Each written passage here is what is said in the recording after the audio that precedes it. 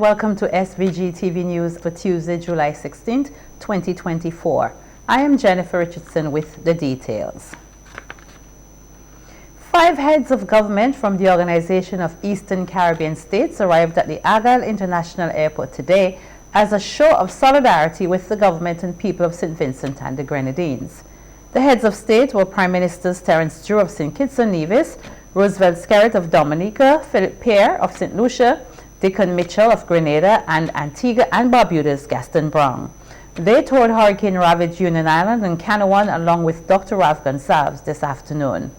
Premier of the Cayman Islands, Juliana O'Connor Connolly, also arrived today at the Argyle International Airport with a plane load of relief supplies and a donation of US $500,000. My people who watched the storm, we remembered what Ivan did to our friend and brother in Grenada, Pierre Mitchell, and we prayed. We still are praying for you. We want you to know that. We still believe that the effectual, fervent prayer of a righteous man or woman, who I put on my gender hat, availeth much.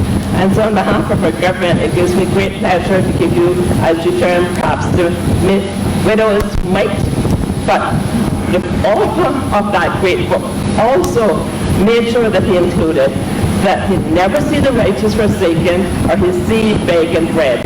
And today we sow, you water the next generation, those who are much younger than us. Receiving the monetary donation and supplies was Prime Minister Dr. Ralph Gonsalves, who thanked the Premier and the people of Cayman Islands. Thanks for the contribution of the government and people of Cayman. The greatest act of solidarity and generosity is not to give from the abundance that you possess, but from the little that you may have. And I know that you have your challenges. I know you have your difficulties. As a small island developing state, in fact, all of us have to say the same prayer like the traditional fishermen. Dominica's Prime Minister Roosevelt Skerritt also pledged $1 million EC for hurricane barrel recovery efforts in St. Vincent and the Grenadines. The Prime Minister said Dominica faced similar devastation years ago and knows the challenges SVG faces in sourcing funding to rebuild. My government will transfer $1 million EC as our contribution, our small contribution to the youth task that St. Vincent has in responding to the disaster.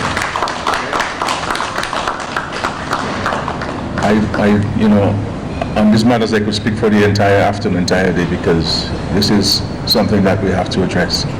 But time is of the essence, and I extend on behalf of my colleagues and all our citizens in the Caribbean, our strong solidarity, our thoughts, our prayers are with all of you in St. Vincent and the Grenadines.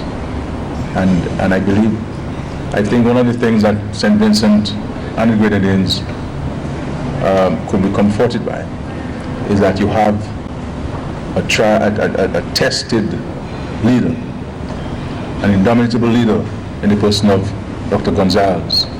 Meanwhile, Prime Minister Dr. Ralph Gonsalves has announced changes to the cabinet positions of 3 of his ministers. Minister of Mobilization, Orlando Brewster, Minister of Foreign Affairs, Kiesel Peters, and Minister of Sports, Frederick Stevenson. The Minister of Foreign Affairs, Foreign Trade, and including regional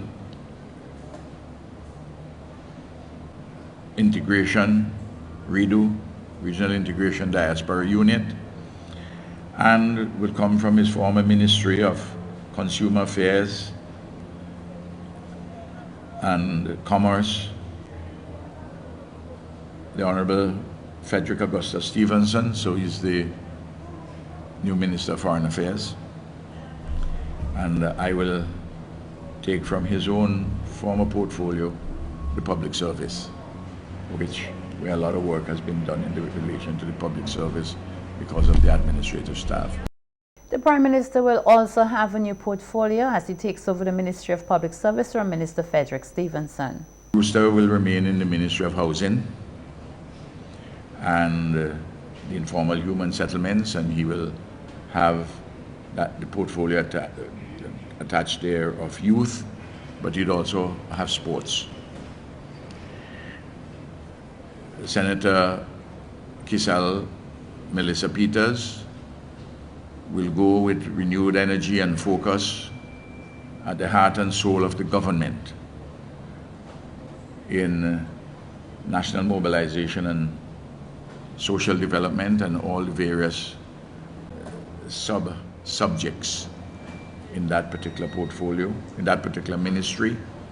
Leader of the opposition, Dr. Godwin Friday, says the Southern Grenadines has felt the full brunt of climate change due to the passage of Category 4 Hurricane Beryl.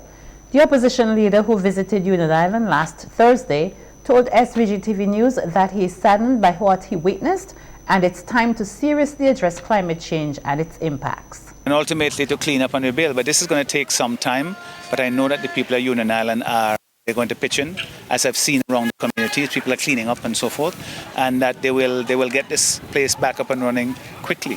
And also I want to assure the people in these communities that they are not carrying this alone, that we are aware of the devastation, because I'm seeing it, I've heard what people are saying, and that we are going to make sure that they have what is necessary, what is needed for them to recover as quickly as possible. Dr. Friday is confident that the people in the Southern Grenadines will rebuild stronger. He noted that his party will try their best to help in the recovery effort. We know that this is an unprecedented event. You hear people talk about climate change, but we're living it here. You know, to have a Category 4 hurricane at this early in the season and in this location is it's never happened before. So we here in the region, certainly for us here in these small islands in the Grenadines, we have a very small carbon footprint, but we experience the effect of climate change in a disproportionate way. It means that we are hurt more than some of the larger countries. So it is necessary for us to take a global view to limiting climate change, and we must also take a global view in communities that have been affected by it to recover. All of these islands have been affected, but this is something that I hope I never see again in my lifetime. The Prime Minister of St. Vincent and the Grenadines, Dr. Ralph Gonsalves, has emphasized the importance of setting aside petty political differences and personal agendas if the nation has to work in unity. Prime Minister Gonsalves was at the time delivering remarks at the Hurricane Beryl relief concert titled Yet Still We Rise, stressing that St. Vincent and the Grenadines is confronting an exceptional challenging time. That is fundamental. Now, throughout history, every time a nation, a people, every time they are confronted by an extreme challenge, a disaster, war, pestilence,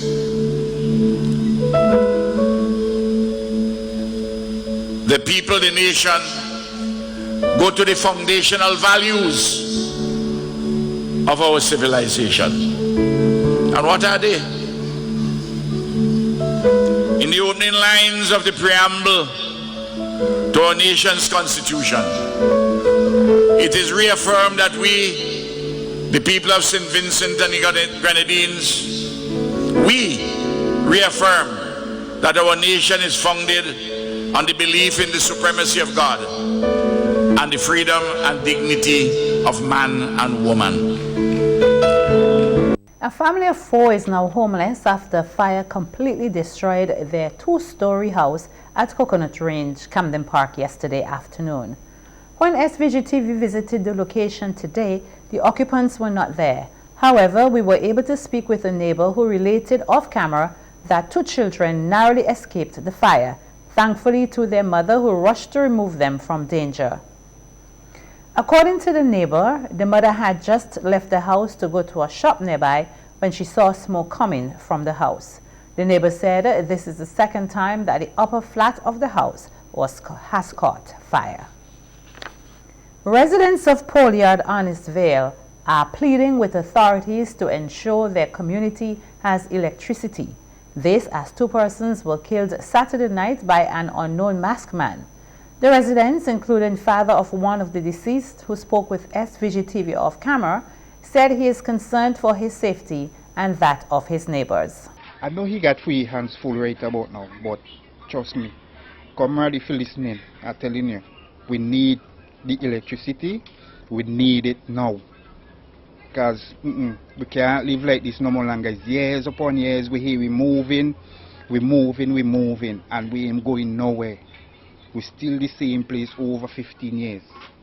Same place. 15 years? Yeah, Over that. Yeah, let me say about that or more. But at least give us something that we could. You give us water, I tell you, you could give us the light too. Yeah, because give us You could give us the light too. Give us We need it to use, we need it. It's our livelihood and we need it. We're people too. Yes, we are humans. We need the The government plans to relocate residents of Poleyard as a modern acute referral hospital would be built there. Works are likely to start later this year. One of the residents said that they already have running water, which is why they feel electricity should not be an issue. Now, electricity down here is bad because the last place our electric pole is down just above the workshop down there. And there is no current from there come right up, so the whole place is dark. Very, very dark. So it's hard for us to move about that night. And you see, you have the basket behind there now, that's just like another road behind it. So anything could happen behind it. So we need some security up here. It's either the light or they move us from up here. Because too much of terrible stuff is going on up here. Too much. This is bad. This is bad for us, and it ain't only bad for us alone. Because it's bad for the country too. When all this murder going on, it's bad. Because an innocent guy died a couple of nights ago. So we need the electricity. We need a representative to speak for us too. Meanwhile, another resident, Geneva Walters, expressed dissatisfaction with electricity being withheld from them and also asked that it be provided as a basic commodity.